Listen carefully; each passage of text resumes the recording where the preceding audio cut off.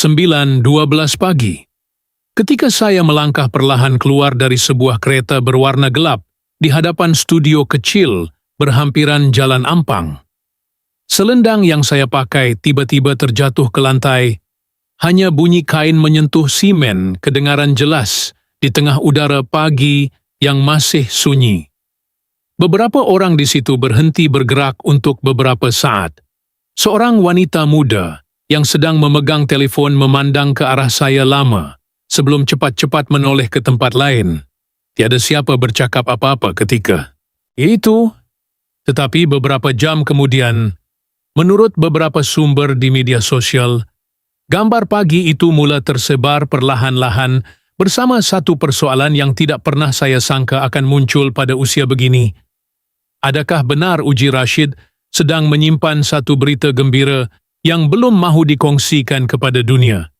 Telefon saya mula bergetar tanpa henti sejak tengah hari. Nama demi nama muncul di skrin, wartawan lama, rakan industri, peminat yang sudah bertahun-tahun tidak pernah menghubungi saya, malah ada yang hanya menghantar satu ayat pendek, Kak Uji. Betulkah? Dan anehnya, buat pertama kali selepas sekian lama, saya tidak terus memadam mesej-mesej itu. Saya hanya duduk diam di ruang solek kecil studio itu sambil memandang cermin.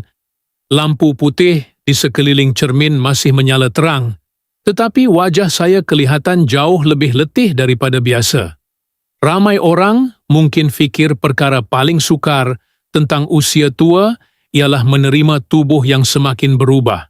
Tetapi mereka tidak tahu perkara yang lebih memenatkan ialah apabila seluruh dunia mula bercakap tentang tubuh kita, seolah-olah ia milik mereka. Menurut beberapa sumber hiburan tempatan, kabar angin itu mula tersebar selepas ada yang mendakwa melihat saya memegang perut ketika berjalan perlahan di belakang pentas sebuah acara. Sejak itu, video-video lama saya mula dipotong semula, gambar diperbesar. Setiap gerakan kecil dijadikan bahan teka-teki.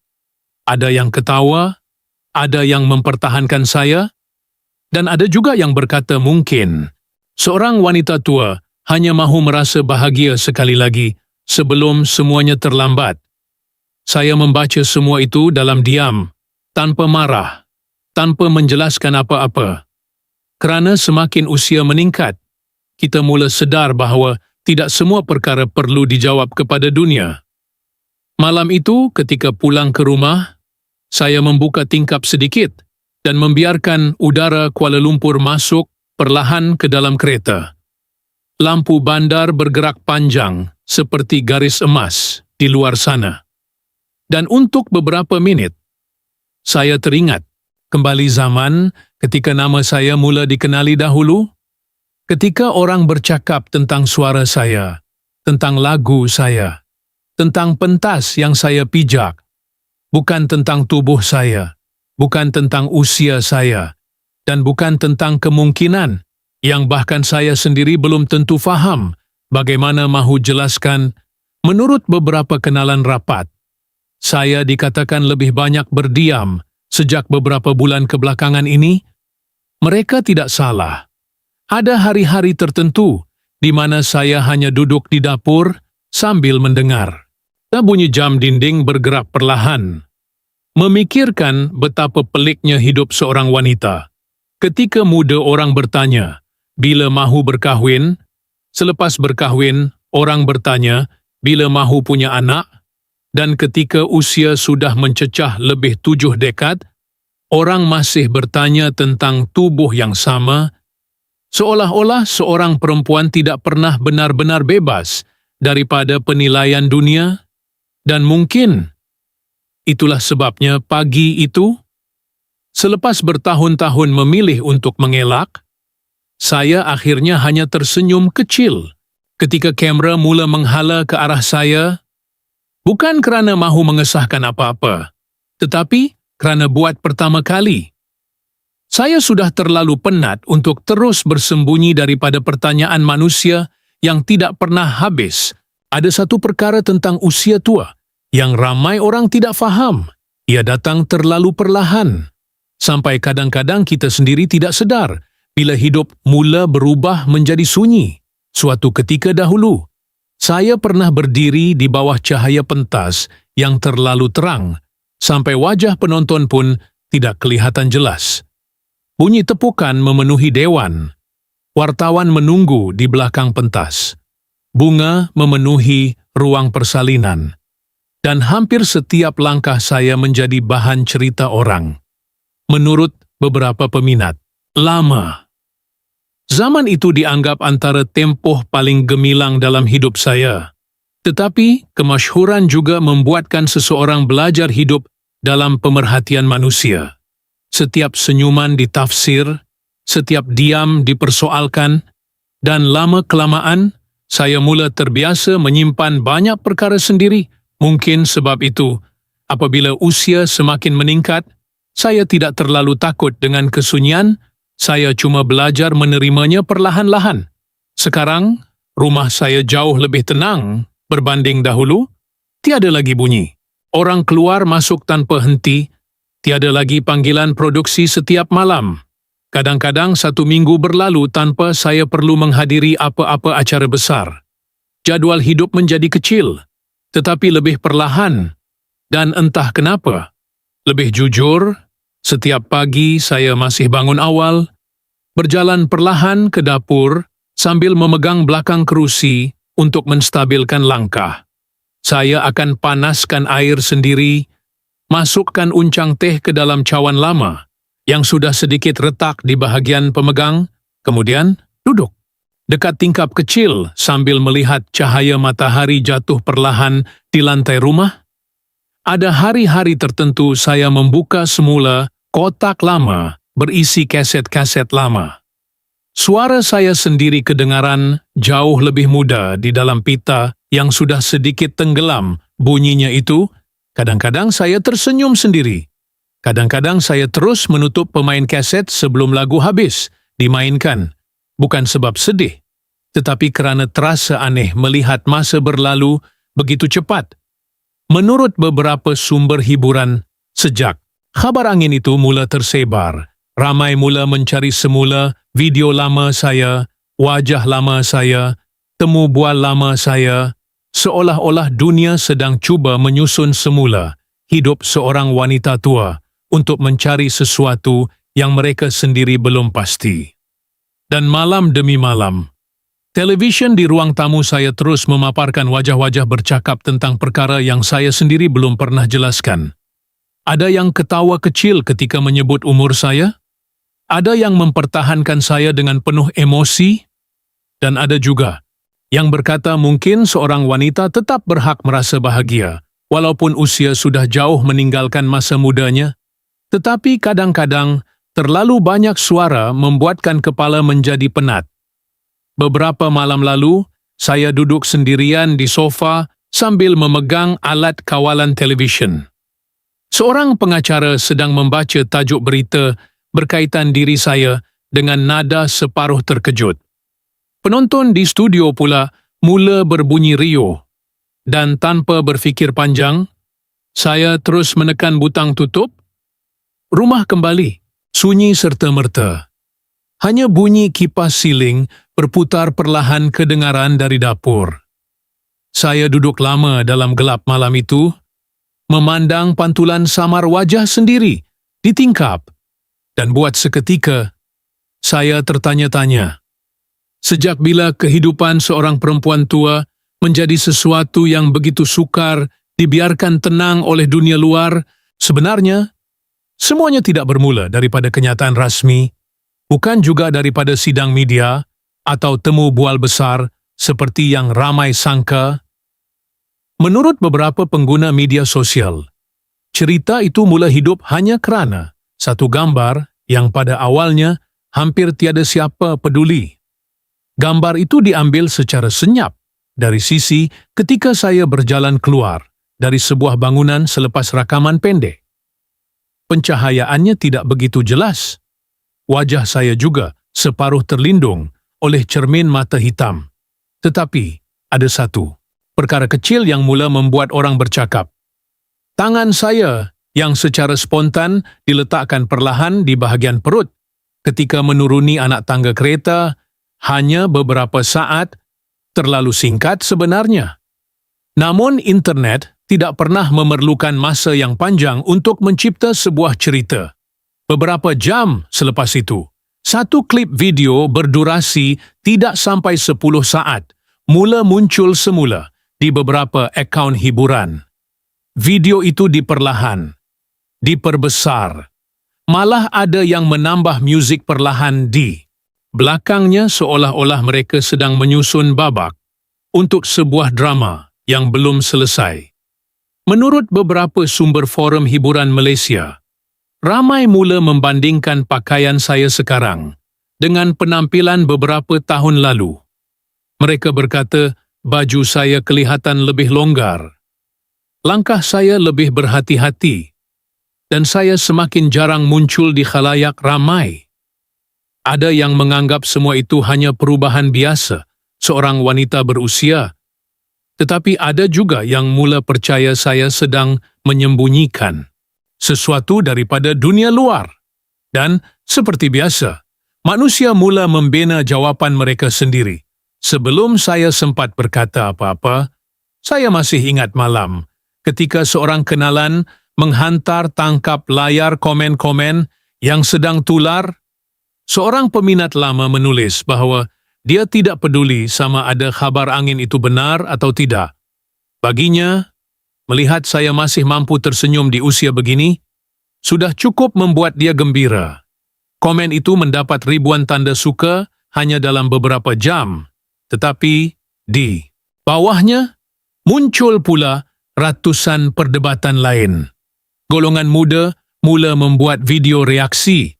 Ada yang ketawa tidak percaya. Ada yang berkata, dunia hiburan semakin pelik.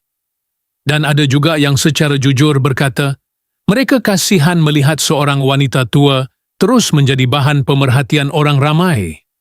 Menurut beberapa portal hiburan, nama saya mula masuk semula ke dalam senarai carian paling popular. Selepas bertahun-tahun, jarang diperkatakan. Tajuk-tajuk mula muncul dengan ayat penuh tanda soal. Benarkah? Apa yang sebenarnya sedang berlaku? Mengapa Uji Rashid semakin berdiam diri? Tiada siapa mengesahkan apa-apa. Tetapi tiada siapa juga mahu berhenti bercakap mengenainya. Dan perkara paling pelik tentang internet ialah semakin seseorang memilih untuk diam, semakin kuat dunia luar cuba bercakap bagi pihaknya. Setiap malam, telefon saya terus berbunyi, video baru muncul, gambar lama disebarkan semula. Malah ada yang mula menganalisis cara saya berjalan hanya daripada rakaman. Jauh yang kabur. Seorang hos muda dalam satu podcast hiburan dikatakan sempat berkata, mungkin ini bukan tentang kehamilan langsung. Mungkin ini cuma kisah seorang wanita tua yang penat hidup di bawah perhatian manusia. Tetapi potongan ayat itu tenggelam di tengah ribuan komen lain yang jauh lebih bising. Dan di sebalik semua kekecohan itu, saya masih menjalani hidup seperti biasa. Menyiram pokok kecil di halaman rumah. Membasuh cawan teh sendiri. Menutup langsir sebelum maghrib. Sementara di luar sana, internet perlahan-lahan sedang menulis sebuah kisah tentang diri saya.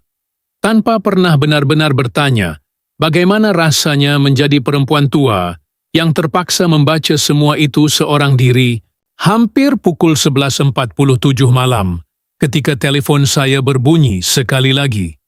Rumah sudah gelap waktu itu. Hanya lampu kecil di dapur masih menyala samar. Saya sedang duduk sendirian di ruang tamu, dengan kaki diselimutkan kain nipis, kerana angin malam terasa sedikit lebih sejuk daripada biasa. Bunyi kipas siling berputar perlahan memenuhi ruang sunyi rumah itu. Sesekali kedengaran bunyi motosikal melintas jauh di jalan besar luar kawasan rumah. Dan di tengah semua kesunyian itu, nama seorang ahli keluarga muncul di skrin telefon saya. Saya memandang lama sebelum menjawab. Suara di hujung talian, kedengaran perlahan. Berhati-hati, seolah-olah takut tersalah memilih perkataan. Kah, akak okey ke? Hanya itu yang dia tanya pada awalnya, dan entah kenapa, saya tidak terus menjawab. Saya cuma diam sangat lama, sambil mendengar bunyi nafas sendiri. Ada waktu-waktu tertentu dalam hidup, apabila seseorang terlalu penat untuk menerangkan apa yang sedang berlaku. Bukan kerana tiada jawapan, tetapi kerana terlalu banyak perkara bercampur di dalam kepala. Menurut beberapa orang rapat, saya dikatakan semakin banyak menyendiri sejak kabar angin itu mula menjadi besar. Mungkin mereka betul, ada malam-malam di mana saya duduk berjam-jam hanya membaca komen manusia yang tidak pernah saya kenal. Ribuan ayat bergerak naik turun di skrin telepon. Ada yang mendoakan saya, ada yang mempersendakan usia saya, ada yang bertengkar sesama sendiri tentang tubuh seorang perempuan tua yang bahkan mereka sendiri tidak pernah benar-benar faham kehidupannya. Dan selepas membaca semuanya, saya biasanya hanya meletakkan telefon secara terbalik di atas meja, kemudian memandang kipas yang terus berpusing di siling, seolah-olah dunia ini tidak pernah berhenti bergerak. Walaupun kepala saya terasa terlalu penuh malam itu, ada ketika saya tertanya sendiri, orang sebenarnya ingin tahu tentang saya, atau mereka cuma ingin tahu sama ada seorang wanita tua masih mampu membuat dunia bercakap tanpa henti. Saya masih ingat selepas panggilan malam itu tamat. Saya berjalan perlahan ke dapur untuk membuat teh sekali lagi, walaupun jam hampir tengah malam. Bunyi sudu menyentuh cawan kedengaran lebih kuat daripada biasa dalam rumah yang terlalu sunyi. Tangan saya sedikit menggigil ketika menuang air panas, bukan kerana takut, mungkin kerana penat. Terlalu lama hidup dalam perhatian manusia membuat seseorang lupa bagaimana rasanya hidup tanpa perlu menjelaskan diri sendiri. Beberapa minit kemudian, telefon berbunyi lagi. Kali ini, message demi message, masuk tanpa henti. Menurut beberapa sumber hiburan, satu lagi video pendek. Saya mula tersebar. Malam itu, saya tidak membukanya. Saya hanya melihat cahaya skrin menyala berkali-kali di atas meja makan sebelum akhirnya menekan butang senyap. Di luar rumah, sebuah kereta berhenti seketika di lampu merah sebelum bergerak semula. Bunyi anjing menyalak dari kejiranan sebelah kedengaran samar. Dan untuk beberapa saat, saya tiba-tiba merindui kehidupan lama yang lebih perlahan, kehidupan ketika orang mengenali suara saya. Bukan kabar angin tentang tubuh saya, tetapi mungkin itulah harga menjadi seorang wanita yang pernah terlalu lama hidup di depan manusia. Walaupun usia semakin tua, dunia masih tidak tahu bagaimana mahu membiarkan kita diam dengan tenang. Dan malam itu, ketika saya duduk sendirian sambil memegang cawan teh yang sudah mula sejuk, saya akhirnya sedar sesuatu.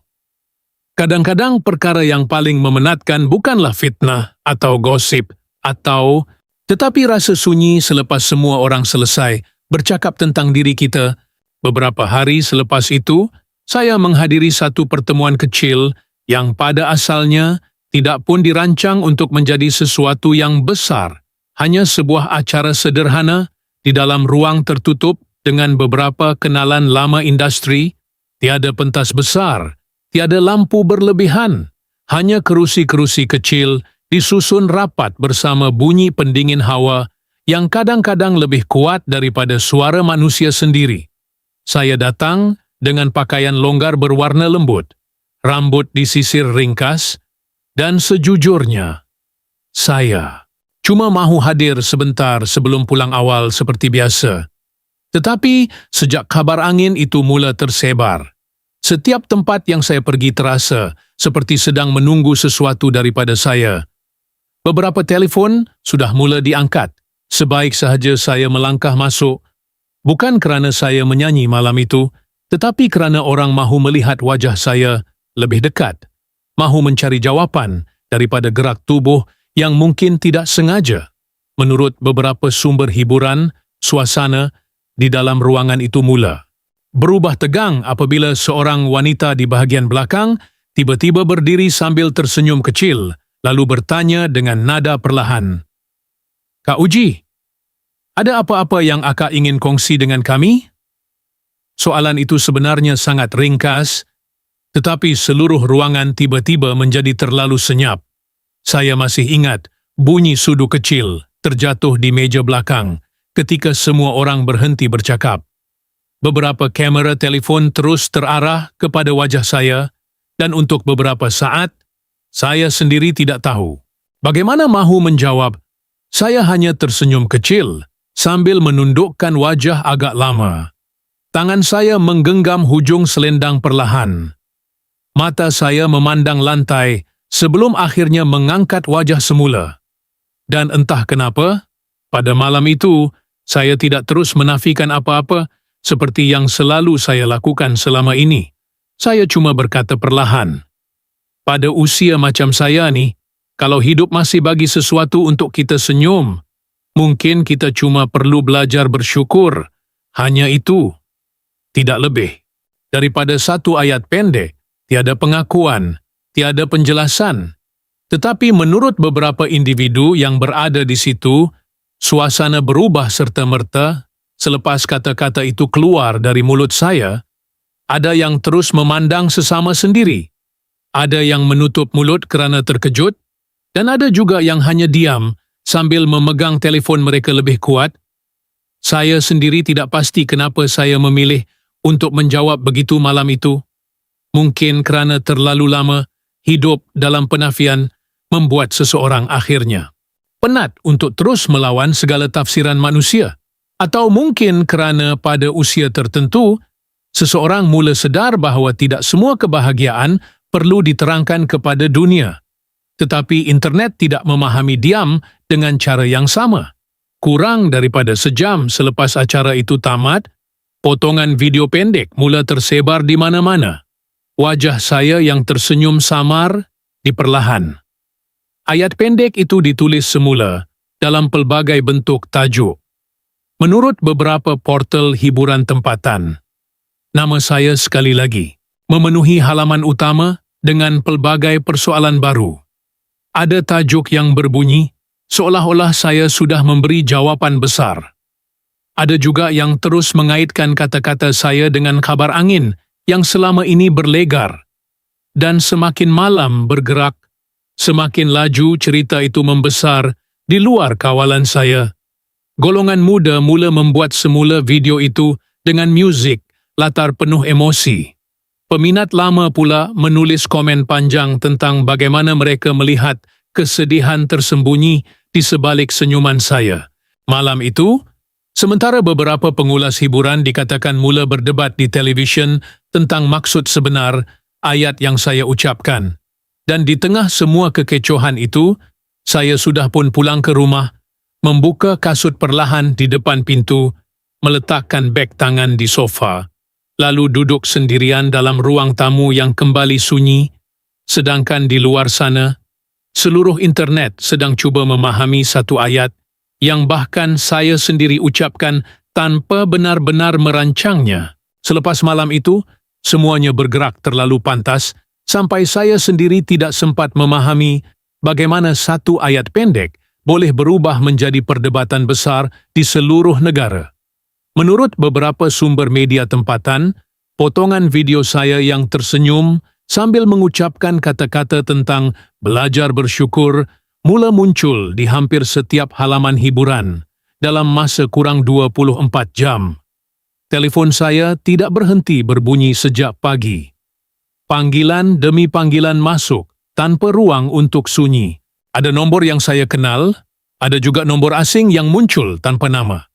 Pembantu saya beberapa kali keluar, masuk rumah, sambil membawa wajah letih, menjawab panggilan dengan nada sopan, sebelum akhirnya mula berkata ayat yang sama, berulang kali. "Maaf, Buat masa sekarang, Kak Uji belum bersedia untuk ditemu bual.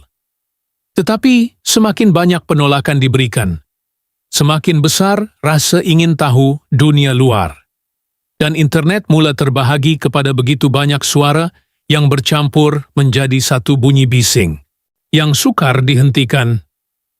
Ada kelompok yang benar-benar tersentuh dengan cerita itu. Mereka menulis komen panjang tentang harapan, tentang hak seorang wanita untuk merasa bahagia, walaupun usia sudah jauh meninggalkan masa muda. Seorang wanita tua dikatakan menangis ketika diwawancara dalam sebuah rancangan radio kerana menurutnya, jika kabar angin itu benar sekalipun, dunia sepatutnya belajar meraihkan kehidupan, bukan memperlekehkan usia. Beberapa peminat lama saya mula memuat naik semula. Lagu-lagu lama bersama caption penuh emosi. Mereka berkata, mungkin Tuhan masih memberi seseorang alasan untuk tersenyum, walaupun selepas bertahun-tahun hidup dalam kesunyian dan anehnya. Di tengah ribuan komen itu, ramai orang mula melihat diri mereka sendiri dalam cerita saya. Bukan tentang kehamilan, tetapi tentang ketakutan menjadi tua dan dilupakan.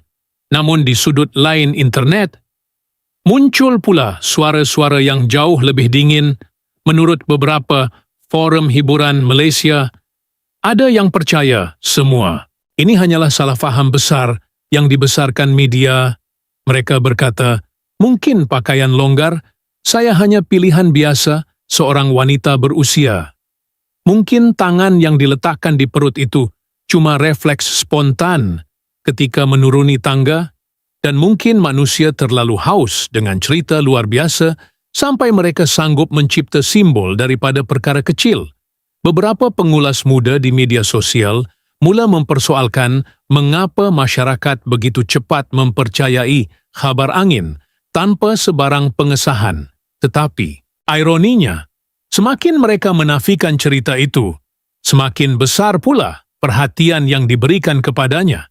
Dan di tengah dua kelompok yang saling bertentangan itu, ada satu kumpulan yang paling membuat hati saya berat. Peminat lama yang hanya risau tentang keadaan saya.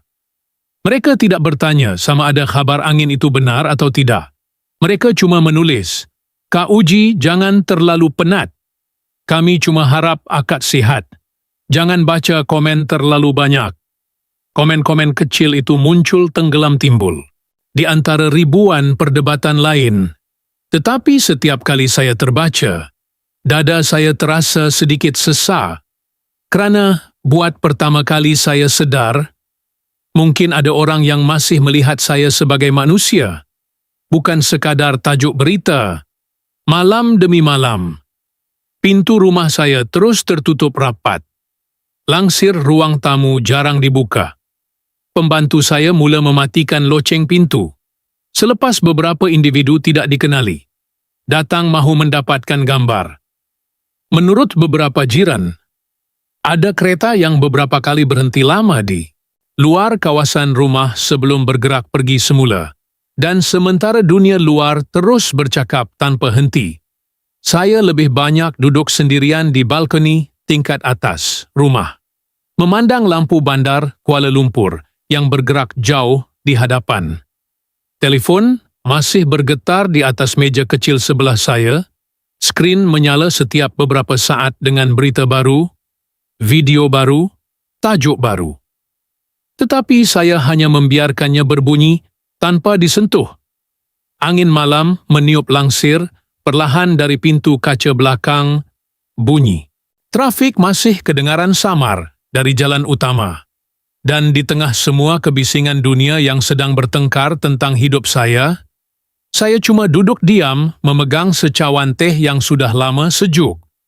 Sambil cuba mengingati sejak bila kebahagiaan seorang perempuan tua boleh menjadi sesuatu yang begitu sukar diterima manusia, Mother Earth. Selepas berminggu-minggu melihat manusia bertengkar tentang hidup saya akhirnya mula sedar sesuatu yang mungkin lebih besar daripada semua kabar angin itu sendiri. Mungkin dunia sebenarnya tidak terlalu peduli sama ada cerita itu benar atau tidak. Mungkin yang membuat mereka gelisah ialah hakikat bahawa seorang wanita berusia 72 tahun masih mampu membuat orang bercakap tentang harapan, tentang kemungkinan, tentang sesuatu yang masih hidup di dalam dirinya, kerana sejak dahulu lagi, masyarakat selalu lebih mudah menerima wanita tua yang diam, yang perlahan-lahan menghilang daripada perhatian, yang duduk sendirian di rumah sambil menunggu hari berlalu tanpa banyak cerita. Tetapi apabila seorang perempuan seusia saya tiba-tiba menjadi pusat perhatian semula, walaupun hanya kerana satu kabar angin yang belum tentu benar, manusia mula tidak tahu bagaimana mahu melihatnya. Ada yang ketawa, ada yang marah, ada yang terlalu emosional, seolah-olah tubuh seorang wanita tidak pernah benar-benar menjadi miliknya sendiri walaupun usia sudah begitu jauh berjalan. Saya duduk lama memikirkan semua itu beberapa malam lalu. Lampu ruang tamu sengaja tidak saya buka sepenuhnya. Hanya cahaya kecil dari dapur jatuh samar ke lantai. Televisyen terpasang tanpa suara. Dan di luar tingkap, lampu dari apartmen-apartmen lain masih menyala seperti biasa. Saya tertanya sendiri, kenapa dunia begitu sukar menerima bahawa seorang wanita tua juga masih boleh berharap tentang sesuatu. Bukan semestinya tentang cinta, bukan semestinya tentang anak, tetapi tentang rasa bahawa hidup ini belum selesai sepenuhnya. Mungkin itu yang membuat ramai orang tidak selesa, kerana apabila seseorang mencapai usia tertentu, masyarakat mula menganggap dia sepatutnya berhenti bermimpi, berhenti berubah, berhenti menjadi bahan cerita, sedangkan hati manusia tidak pernah benar-benar tua mengikut nombor pada kad pengenalan. Menurut beberapa peminat lama, mereka tidak melihat saya sebagai wanita yang sedang mencipta sensasi. Mereka cuma melihat seseorang yang terlalu lama hidup di bawah sunyi. Dan tiba-tiba seluruh dunia kembali memandangnya semula. Mungkin itulah sebab sebenar cerita ini menjadi begitu besar. Bukan kerana kabar angin tentang kehamilan, tetapi kerana buat pertama kali selepas sekian lama, orang mula melihat seorang wanita tua bukan sekadar sebagai kenangan lama industri hiburan, tetapi sebagai manusia yang masih mempunyai rasa ingin disayangi, rasa ingin dihargai, rasa ingin ditemani. Dan mungkin itulah perkara yang paling sukar diterima masyarakat, kerana dunia sering mengajar wanita bahawa semakin tua usia mereka, semakin kecil ruang untuk berharap, semakin perlahan mereka perlu bercakap, semakin kurang mereka patut dirasakan. Ada malam tertentu saya membaca semula komen-komen manusia di telefon sebelum tidur. Dan saya sedar, ramai sebenarnya tidak marah kepada saya. Mereka cuma takut kepada idea bahawa kehidupan masih boleh berubah walaupun usia sudah melewati begitu banyak tahun. Kerana jika seorang wanita berusia 72 tahun masih boleh membuat dunia tertanya-tanya tentang harapan dalam hidupnya, maka mungkin semua orang juga terpaksa mengakui bahawa mereka sendiri masih diam-diam menyimpan harapan yang belum pernah mereka lepaskan. Dan mungkin perkara yang paling mengejutkan manusia bukanlah kabar angin itu, tetapi hakikat bahawa seorang perempuan tua masih belum berhenti berharap sesuatu daripada hidupnya. Malam terus berjalan seperti biasa. Walaupun dunia internet belum berhenti bercakap tentang saya, menurut beberapa sumber hiburan, masih ada portal yang setiap hari cuba mencari petunjuk baru, masih ada video lama yang dipotong semula, masih ada manusia yang menunggu saya memberi jawapan yang lebih jelas. Tetapi semakin hari berlalu, saya semakin kurang terasa perlu menjelaskan apa-apa kepada sesiapa. Mungkin kerana pada usia begini, seseorang mula faham bahawa tidak semua persoalan dalam hidup memerlukan penutup yang sempurna. Ada perkara yang dibiarkan tergantung begitu sahaja, lalu perlahan-lahan hilang bersama waktu. Beberapa malam lalu, saya duduk sendirian di ruang balkoni rumah sambil melihat cahaya bandar Kuala Lumpur bergerak jauh di bawah. Telefon di atas meja kecil sebelah saya masih menyala sesekali. Nama demi nama muncul, mesej demi mesej masuk. Ada yang penuh doa, ada yang penuh teka-teki. Tetapi saya tidak lagi tergesa-gesa, mahu membacanya. Saya cuma duduk diam sambil memegang cawan teh yang tinggal separuh, membiarkan angin malam menyentuh langsir nipis di belakang saya. Dan buat pertama kali selepas semua kekecohan ini bermula, saya tidak lagi terlalu takut dengan kesunyian. Kerana mungkin hidup memang selalu bergerak seperti itu. Manusia datang dengan pertanyaan, kemudian pergi semula dengan jawapan mereka sendiri, sementara kita yang tinggal cuma belajar menerima bahawa tidak semua orang akan memahami isi hati kita. Lewat malam itu, sebuah kedai kecil yang menjual piring hitam lama berhampiran Jalan Ampang mula bersiap untuk ditutup. Lelaki tua di dalam kedai itu perlahan-lahan mengangkat beberapa vinyl lama yang sudah berdebu sebelum menyusunnya kembali ke rak kayu yang warnanya semakin pudar, dimakan usia. Lampu neon di luar kedai berkelip beberapa kali sebelum kembali stabil.